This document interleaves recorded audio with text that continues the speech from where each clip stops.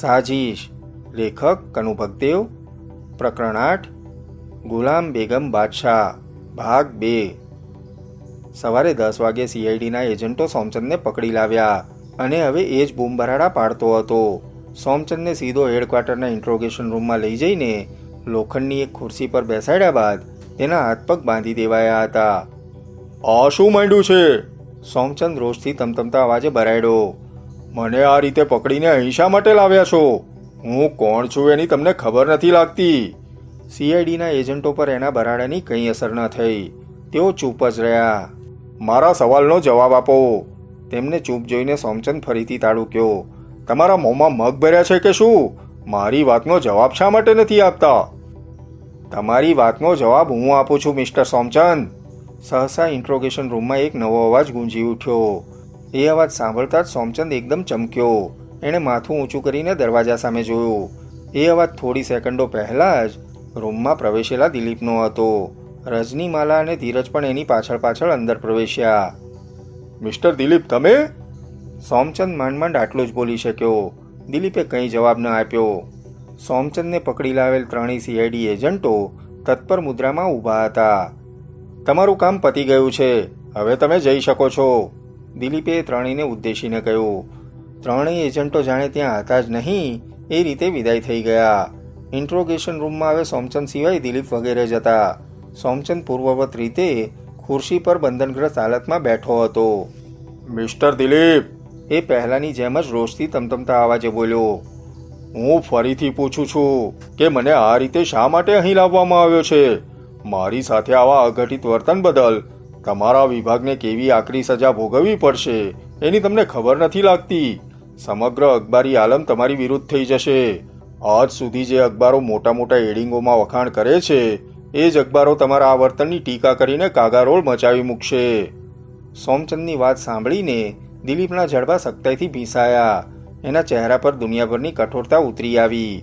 હમણાં જ તે સોમચંદને તમાશો ઝીકી દેશે એવું એના હાવભાવ પરથી લાગતું હતું. તે સહેજ આગળ નમી સોમચંદની આંખોમાં પોતાની વેધક આંખો પોરવીને એક શબ્દ પર ભાર મૂકતા બોલ્યો. સૌથી પહેલાં તો મારી એક વાત બરાબર કાન ખોલીને સાંભળી લો. ખીલાની જેમ તમારા મગજમાં જડી દો. ભવિષ્યમાં ક્યારેય મને ધમકી આપવાનો કે તમે કોઈ અખબાર કે મેગેઝિનના માલિક હોવાનો રૂઆબ છાંટવાનો પ્રયાસ કરશો નહીં. તમે કદાચ આ દેશના વડાપ્રધાન કે રાષ્ટ્રપતિ હશો તો પણ એનાથી મને કોઈ જ ફરક નહીં પડે. અત્યારે તો હું તમારી સાથે નરમાશથી વાત કરીને કૂણું વલણ રાખું છું, પરંતુ જો ભવિષ્યમાં તમે તમારા હોદ્દાનો રૂઆબ છાંટવાનો પ્રયાસ કરશો તો આ દિલીપ શું છે એ ન છૂટકે મારે તમને બતાવવું પડશે. તમારી જાણ માટે સાંભળી લો કે તમારા જેવા તો કેટલાય મગતરા રોજ શાંત પડે મારા ખિસ્સામાં પડી જાય છે. તમારા હાથ નીચેના કે તમારા ઉપકાર હેઠળ દબાયેલા માણસો પર તમે જરૂર રૂઆબ છાંટી શકો છો. હવે રહી વાત અખબારો દ્વારા મારા વખાણ કે ટીકા કરવાની, તો હું એનાથી બિલકુલ નથી ડરતો. મારી ટીકા થશે કે વખાણ એની દરકાર હું ક્યારેય નથી રાખતો. હું માત્ર મારી ફરજ બજાવવામાં જ માનું છું, અને જો મારી ફરજમાં કોઈ અવરોધરૂપ બનવાનો પ્રયાસ કરે તો પ્રયાસ કરનારને તેની છઠ્ઠી યાદ કરાવતા પણ મને આવડે છે. દિલીપની વાત સાંભળીને સોમચંદ હેપતાઈ ગયો. એની બધી એકડી કોણ જાણે ક્યાં ઉડનછું થઈ ગઈ. ઉંદરના દરમાંથી દરેક વખત ઉંદર નહીં પણ ક્યારેક કાળોતરો સાપ પણ નીકળી પડે છે એ વાતનું જાણે કે તેને ભાન થઈ ગયું હતું. એ ભયાતુર નજરે થોડી પળો સુધી દિલીપના કઠોર ચહેરા સામે તાકી રહ્યો. પણ મને શા માટે અહીં લાવવામાં આવ્યો છે? છેવટે હિંમત એકઠી કરીને તેણે પૂછ્યું. આ વખતે એનો અવાજ એકદમ નરમ અને કરગરતો હતો. અમે તને થોડી પૂછપરછ કરવા માંગીએ છીએ. શું પૂછપરછ કરવા માટે મને અહીં લાવવો જરૂરી હતો? સોમચંદે પૂછ્યું.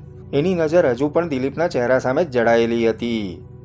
હા, તમને અહીં લાવવા જરૂરી હતા, દિલીપે એક શબ્દ પર ભાર મૂકતા કહ્યું. કેમ? એટલા માટે કે દરેક કામની એક રીત હોય છે, એક પદ્ધતિ હોય છે, દિલીપ પૂર્વવત અવાજે બોલ્યો. તમે મને શું પૂછપરછ કરવા માંગો છો? મિસ્ટર સોમચંદ, દિલીપ મુદ્દાની વાત પર આવતા બોલ્યો. તમારા કહેવા મુજબ તમે 15મી તારીખની સાંજે મીનાક્ષી ટોકીઝમાં તમારા પત્ની સાથે ખાખી ફિલ્મ જોવા ગયા હતા. અર્થાત જે સમયે અજીત મર્ચન્ટનું ખૂન થયું એ સમયે તમે મીનાક્ષી ટોકીઝમાં ફિલ્મ જોતા બેઠા હતા, ખરું ને? હા. પરંતુ તપાસ કરતાં અમને જાણવા મળ્યું છે કે ફિલ્મ શરૂ થયા પછી અડધો કલાક બાદ એટલે કે 6:30 વાગે તમે તમારી પત્નીને થિયેટરમાં એકલી મૂકીને ક્યાંક બહાર ચાલ્યા ગયા હતા તથા 1.5 કલાક પછી પાછા ફર્યા હતા અને આ સમયગાળા દરમિયાન જ વિલાસરાય હોસ્પિટલમાં અજીત મર્ચન્ટનું ખૂન થયું હતું. દિલીપની વાત સાંભળીને સોમચંદ ચમક્યો. એની આંખો સંકોચાઈને ઝીણી બની ગઈ. તો અજીત મર્ચન્ટનું ખૂન મેં કર્યું છે એમ તમે કહેવા માંગો છો? એકાએક એણે ઉશ્કેરાઈને તીવ્ર અવાજે પૂછ્યું. મારે તમને કશું નથી કહેવું મિસ્ટર સોમચંદ, દિલીપ કર્કશ અવાજે બોલ્યો. જે કંઈ કહેવાનું હશે તે પુરાવાઓ જ કહેશે અને તમારો અવાજ નીચે રાખો, નાક જ ગળું બેસી જશે. કદાચ ન બેસે તો પણ આ જાતનો સૂર સાંભળવા માટે હું ટેવાયેલો નથી. તેમ તમે પણ એવી રીતે ભેંસની જેમ ભાંભરડા નાખીને બોલવાની સ્થિતિમાં નથી. અત્યારે તમે તમારા અખબારની આલિશાન એર કન્ડિશન ચેમ્બરમાં નહીં પણ CID હેડક્વાર્ટરના ઇન્ટ્રોગેશન રૂમમાં છો. એટલું યાદ રાખીને નીચા સૂરમાં વાત કરો, એ તમારા માટે બહુ હિતાવહ રહેશે, સમજ્યા? હું ધારું તો તમારી સાથે એનાથી પણ વધુ કઠોર વલણ અપનાવી શકું એમ છું. તો મારી વિરુદ્ધ તમારી પાસે પુરાવાઓ છે એમ તમે કહેવા માંગો છો? હા. શું પુરાવાઓ છે એ કહેશો? ચોક્કસ. જે સમયે અજીત મર્ચન્ટનું ખૂન થયું એ સમયની એલિબી ઘડવા માટે તમે મીનાક્ષી ટોકીઝમાં ફિલ્મ જોવા ગયા હતા. એટલું જ નહીં, જરૂર પડે ફિલ્મમાં હાજરી સાબિત કરી શકાય એટલા માટે તમે એ શોની ટિકિટ પણ તમારી પાસે જીવની જેમ સાચવી રાખી. સાધારણ રીતે આમ કોઈ ટિકિટ નથી સાચવી રાખતું. ફિલ્મ જોઈને બહાર નીકળ્યા પછી ટિકિટ ફાડીને ફેંકી દે છે, પરંતુ તમારી પાસે તો કેટલાય દિવસ સુધી ટિકિટો સચવાયેલી હતી. શું આ બધા પુરાવો એ વાતની ચાડી નથી ફૂંકતા કે અજીત મર્ચન્ટનું ખૂન તમે જ કર્યું છે? અને ફિલ્મ શરૂ થયા બાદ અડધો કલાક પછી એટલે કે 6:30 વાગે તમે 1-1.5 કલાક માટે ક્યાં ચાલ્યા ગયા હતા? જવાબ આપતી વખતે એ વાત બરાબર યાદ રાખજો કે આ સમયગાળા દરમિયાન જ અજીત મર્ચન્ટનું ખૂન થયું હતું. સોમચંદના ચહેરા પર વ્યાકુળતા ફરી વળી. જાણે ગળામાં કશું અટવાઈ ગયું હોય એવા હાવભાવ એના ચહેરા પર છવાઈ ગયા હતા. એના ગળાનો કાકડો જોરથી ઊંચો નીચો થતો હતો. મિસ્ટર દિલીપ, છેવટે વિરોધભેરા પણ ધીમે અવાજે બોલ્યો. તમે લોકો ગમે તે કહો, પરંતુ આમાંથી કોઈ પણ વાત પરથી એવું બિલકુલ પુરવાર નથી થતું કે અજીત મર્ચન્ટનું ખૂન મેં જ કર્યું છે. આ મામૂલી પુરાવાઓના આધારે તમે મારા જેવા શહેરના શરીફ અને પ્રતિષ્ઠિત તથા મીડિયાના આટલા સશક્ત માણસ સામે આંગળી ચીંધી શકો તેમ નથી. ઓહ, તો તમે તમારી જાતને શરીફ, પ્રતિષ્ઠિત અને મીડિયાના સશક્ત માણસ માનો છો એમને? દિલીપે ઠાવકા અવાજે પૂછ્યું. હા. ખરેખર જ તમે તમારી જાતને જેવા માનો છો એવા છો ખરા? હા. કેમ? શું તમને આ બાબતમાં કોઈ શંકા છે? છે, એટલે જ તો પૂછું છું. આવી શંકા માટે કોઈ પુરાવો છે તમારી પાસે કે પછી ઘરની ધોરાજી આંકો છો? મિસ્ટર સોમચંદ, દિલીપ એક શબ્દ પર ભાર મૂકીને ગંભીર અવાજે બોલ્યો. પુરાવાઓ વગર હું ક્યારેય કોઈ વાત નથી કરતો. નાની નાની માછલીઓને તો જાળમાં ફસાવવા માટે મારે ક્યારેય કોઈ પુરાવાઓની જરૂર નથી પડતી. એ તો સામે ચાલીને જ પુરાવાઓ સહિત મારી જાળમાં ભરાઈ જાય છે. હા, તમારા જેવા મોટા મગરમચ્છને પકડવા માટે મને ચોક્કસ પુરાવાઓની જરૂર પડે છે. તમારા જેવા અવળચંડા માણસો પુરાવાઓ જોવાનો આગ્રહ રાખશે એની મને ખબર હોય છે, એટલે હું અગાઉથી જ તેમની વિરુદ્ધ પુરાવાઓ શોધી લઉં છું. શોધ્યા પછી પણ તેમને સાચું કહી નાખવાની એક તક આપું છું. પણ તેમ છતાંય જો એ સાચું ન કહે અને પોતાની જ વાતનો કક્કો ઘૂંટે રાખે તો પછી ન છૂટકે મારે તેમને તેમનું અસલી રૂપ બતાવવું પડે છે. તમે પણ સીધી રીતે નહીં માનો એવું મને લાગે છે. મારી વિરુદ્ધ એવા તે ક્યાં પુરાવાઓ છે તમારી પાસે? કહું છું, બલકે બતાવું છું. તમે પોતે જ જોઈ લો એટલે તમને ભાન થઈ જશે કે વાસ્તવમાં તમે કેટલા શરીફ, કેટલા પ્રતિષ્ઠિત અને કેટલા શક્તિશાળી છો. રજની, દિલીપે રજની સામે જોયું. આપણા શહેરના માનનીય, શરીફ, પ્રતિષ્ઠિત અને શક્તિશાળી મહાનુભાવને તેમના અસલી ચહેરાના દર્શન કરાવી દે એટલે તેમની અક્કલ કંઈક ઠેકાણે આવે. દિલીપની વાતનો અર્થ રજની સમજી ગઈ હતી. એણે આગળ વધી પોતાની વેનિટી બેગમાંથી થોડા ફોટાઓ કાઢીને સોમચંદ સામે મૂક્યા. આ એ ફોટાઓ હતા કે જે એણે તથા ધીરજે રોક્સી ક્લબમાં ચોરી છુપીથી પાડ્યા હતા અને ફોટાઓ પર નજર પડતા જ સોમચંદના ચહેરાનો રંગ ઉડી ગયો. એની આંખોમાં ભય ડોક્યા કરવા લાગ્યો. જાણે કોઈએ લોહીનું એક ટીપું નીચોવી લીધું હોય એમ એનો ચહેરો સફેદ રાખ જેવો થઈ ગયો હતો. પોતાની સામે ફોટાઓ નહીં પણ કોઈ કાળોતરો સર્ફ ફેન ચડાવીને બેઠો હોય એમ ચકળવકળ નજરે એ એની સામે જોતો હતો. એણે ભયથી કમતા અવાજે પૂછ્યું. આ ફોટાઓ તમારી પાસે ક્યાંથી આવ્યા?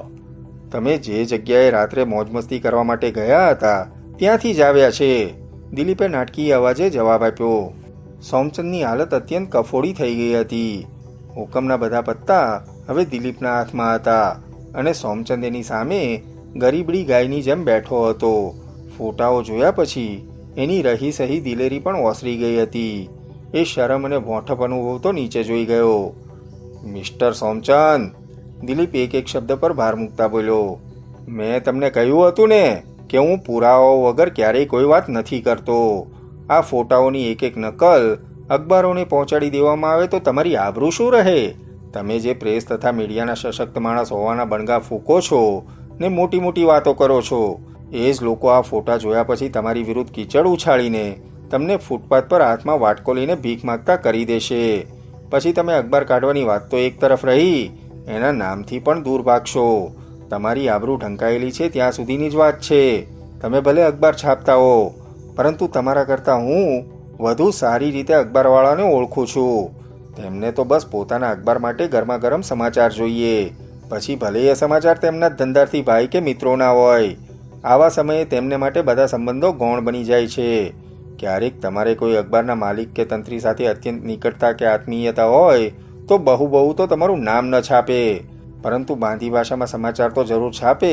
જેમ કે શહેરના એક અગ્રગણ્ય ધાર્મિક દૈનિકના કુંભરાશી ધરાવતા માલિક ક્લબમાંથી રંગરલિયા મનાવતા ઝડપાયા, વગેરે વગેરે. સોમચંદનો ચહેરો વધુ ઉતરી ગયો. દિલીપની વાત સાચી છે એ તે બહુ સારી રીતે સમજતો હતો. ખરેખર અખબારી આલમમાં દિલીપે કહ્યું એમ જ બનતું હતું. મિસ્ટર દિલીપ, છેવટે પોતાના સુકાયેલા હોઠ પર જીભ ફેરવીને તેને પલાળવાનો પ્રયાસ કરતો નંખાઈ ગયેલા અવાજે બોલ્યો. પૂછો, તમે મને શું પૂછપરછ કરવા માંગો છો? ગુડ, તમારો આ ટોન મને ગમ્યો. હવે જ તમે લાઈનમાં આવ્યા છો. પેલી કહેવત છે ને કે ભય બિના પ્રીત ન હોય, એ મુજબ ભયના દર્શન થયા પછી તમે પણ નેતર જેવા થઈ ગયા છો. હવે સૌથી પહેલા તો તમે એક વાત કબૂલ કરો. કઈ વાત? એ જ કે 15મી તારીખે સાંજે ફિલ્મ શરૂ થયા પછી અડધો કલાક બાદ તમે તમારી પત્નીને ટોકીઝમાં એકલી મૂકીને ક્યાંક બહાર ગયા હતા. હા, આ વાત સાચી છે, સોમચંદ ધીમેથી બોલ્યો. ફિલ્મ શરૂ થયા બાદ અડધો કલાક પછી હું મારી પત્નીને થિયેટરમાં મૂકીને બહાર ગયો હતો. પણ શું? પણ એની પાછળ તમે માનો છો એવું કોઈ કારણ નથી. તો પછી કયું કારણ છે? દિલીપે સ્મિત ફરકાવતા પૂછ્યું. મિસ્ટર દિલીપ, સોમચંદનો અવાજ એકદમ ગંભીર અને શાંત હતો. સાચી વાત એ છે કે હું ફિલ્મ જોતો હતો ત્યારે મારી ઓફિસેથી મારા મોબાઈલ પર ન્યૂઝ એડિટરનો ફોન આવ્યો હતો. ન્યૂઝ એડિટરનો ફોન? હા. કેમ? વાતમાં કંઈ માલ નહોતો, છતાંય જે હોય તેની ચોખવટ કરો. તો સાંભળો, હું મારો સંપાદકીય લેખ લખીને તેને ભૂલથી મારા ટેબલના ખાનામાં મૂકી આવ્યો હતો અને એની ચાવી મારી પાસે હતી. આ લેખ અખબારમાં છાપવો જરૂરી હતો. હજુ તેનું કમ્પોઝિંગ પણ બાકી હતું અને એકમાત્ર એને કારણે જ અખબારના આખા પેજના લેઆઉટનું કામ અટકીને પડ્યું હતું. પછી તમે શું કર્યું? સવાલ પૂછતી વખતે દિલીપની વેધક નજર સોમચંદના ચહેરા સામે જ જડાયેલી હતી. પછી તો તમને બધાને ખબર છે એ જ મેં કર્યું. અમને ભલે ખબર હોય, પણ તેમ છતાંય અમે તમારા મોઢેથી આ સવાલનો જવાબ સાંભળવા માંગીએ છીએ. આટલું કહીને દિલીપે એક સિગરેટ પેટાવી. મેં મારી પત્નીને કહ્યું કે તું ફિલ્મ જો, હું ઓફિસનું કામ પતાવીને અડધો કલાકમાં આવું છું. અડધો કલાકમાં? હા. પરંતુ તમે અડધો કલાકમાં તો પાછા નહોતા આવ્યા એવું અમને જાણવા મળ્યું છે. તમને બરાબર જ જાણવા મળ્યું છે. અર્થાત તમે બહારથી થિયેટરમાં મોડા પાછા ફર્યા હતા, ખરું ને? હા, હું ત્યાં પહોંચ્યો ત્યારે ઇન્ટરવલ પડવાની તૈયારી હતી. સોમચંદે હકારમાં માથું હલાવતા કહ્યું. તમને મોડું શા માટે થયું? ઓફિસે જઈ આર્ટિકલ આપીને થિયેટર પાછા ફરવામાં કંઈ આટલો બધો સમય તો ન લાગે. તમારી વાત બિલકુલ સાચી છે. ઓફિસ જવા આવવામાં આટલો સમય ન જ લાગે, પરંતુ આર્ટિકલ આપીને ઓફિસેથી પાછા ફરતી વખતે અચાનક મારે રસ્તામાં રોકાઈ જવું પડ્યું. કેમ? શું કંઈ પરિચિત મળી ગયું? ના, એવું કંઈ નહોતું. તો ઓફિસેથી ટોકીજ પાછી ફરતી વખતે બંદર રોડ પર અચાનક મારી કાર બગડી ગઈ હતી. કેમ? શું થયું હતું તમારી કારને? કાર અચાનક બગડેલી જોઈને થોડી પળો માટે તો હું પણ મૂંઝવણમાં મુકાઈ ગયો હતો. એટલામાં કોઈ ગેરેજ પણ નહોતું. હું કારને સડક પર રેડી હાલતમાં પણ મૂકી શકું તેમ નહોતો. મારી મતિ એકદમ મૂંઝાઈ ગઈ હતી. આ અણધારી મુશ્કેલીએ મને ઉપાધિમાં મૂકી દીધો હતો.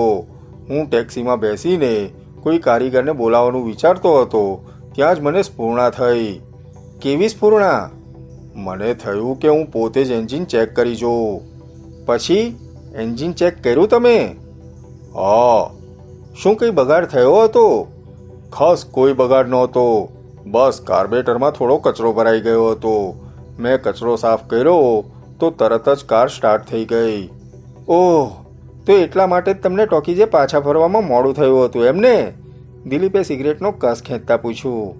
હા, સોમચંદ મક્કમ અવાજે બોલ્યો. દિલીપે વારાફરતી રજની, માલા અને ધીરજ સામે જોયું. એ ત્રણેયની આંખોમાં શંકા નીતરતી હતી. સોમચંદનો ખુલાસો તેમના ગળે નથી ઉતર્યો. એ તેઓના ચહેરા પર છવાયેલા હાવભાવ પરથી સ્પષ્ટ રીતે દેખાઈ આવતું હતું. મિસ્ટર સોમચંદ, સહસા માલા બોલી. આનો અર્થ એવો થયો કે ઓફિસેથી લેખ આપીને નીકળ્યા બાદ લગભગ પોણો કલાક સુધી તમે ક્યાં હતા એ વાતનો કોઈ સાક્ષી કે પુરાવો તમારી પાસે નથી.